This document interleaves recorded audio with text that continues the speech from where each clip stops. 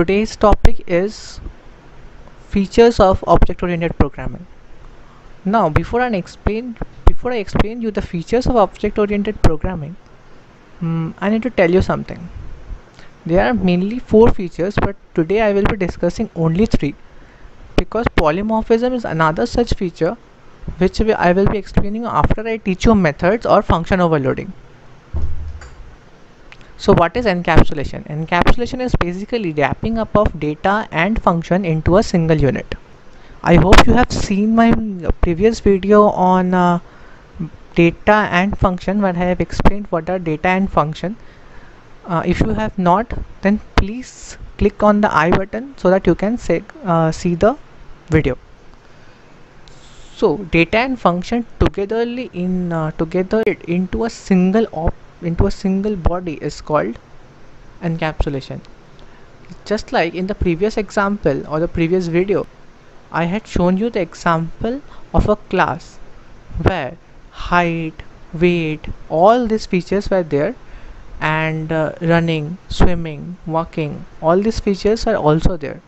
So all these features like jumping, like verbs, the action part and the attribute part togetherly combined is basically my encapsulation part. Abstraction is the act of representing essential features without including the background details or behavior. So basically this is a process of data hiding where you don't want the user to know the complexity of the front part or the frontal part of the program, and you just want him to enjoy the fruits without thinking much about what has happened earlier or what is happening inside. I will explain this with an example right now, a real life example. And inheritance is basically, as you can understand, inheritance is a child acquiring the properties of its parent. That is, a class will have all the properties of the parent class through which it is belonging. For example, if a class for example, think there is a human class and the complexion of that person is fair, then the probability that his child is fair is also high. In this way, inheritance concept works in Java as well, where suppose you will have certain attributes or a class can compute a sum. Suppose, for example, a class computes a sum. Then if that class is inherited by another subclass or the base class, then that base class can also actually add or do the sum work because it is inheriting the properties of its parents. Let's not delve into it that much because that's not really important for class 9 and 10 syllabus. It will be important in your 11-12 curriculum, but not now. So let's understand encapsulation and abstraction with an example. Now suppose there is a company. Fine. Now the company manufactures Coca-Cola.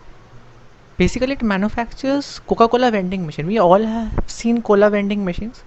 In a cola vending machine, we insert a coin and it gives us the respective cola we want. Fine. Now suppose this is company COM,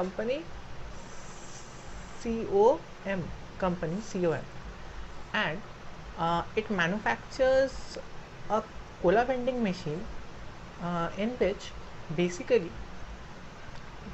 it has 3 slots. That is, it can hold 3 slots of any kind of a cold drink, and once you insert a coin in the place C, it will give you that respective cold drink. Now the company has 4 kinds of cold drinks in its stock: Mirinda, Sprite, Limca and Maaza.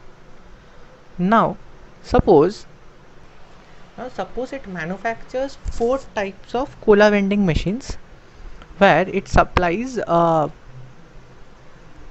3 different each colas. That dot represents a Mirinda, a star represents a Sprite, rectangle represents a Limca and a plus represents Maaza. Now these are the four different types of cola vending machines. Now tell me, what is then basically this thing? This is what? Yes, this is a class. This is a class. And tell me, what are this for? Yes, correctly guessed, these are objects. Four different types of objects: object 1, object 2, object 3, object 4. Now suppose I have already taken one such object and now I am analyzing it. What are these three? Mirinda, Sprite and Maaza are basically attributes. And the process when you insert a coin and that particular cola or your favorite cold drink comes out, this is a function. Suppose this is your coin, you insert it.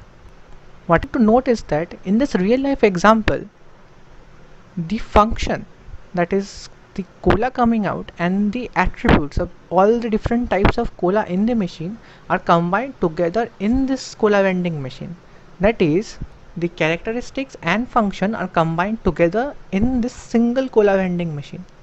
So what is this called? This is called encapsulation. Another thing to note is that when you insert a coin and the cola comes out, there are several processes that is taking place in the cola machine, right? It validates whether you have inserted the right coin or not. It checks whether the price of the Mirinda is Puff or Mirinda, Sprite or Maaza, whether you have entered the right price or not, or whether you have inserted the right coin or not, and then it does the rest of the work using its motor or anything which is there. So basically what is happening inside we are not aware of. We don't need to think about all the details. We insert the coin and we're getting the appropriate function or the appropriate drink, and this feature is called abstraction. So yes, this is how we finish today's topic. See you in the next topic.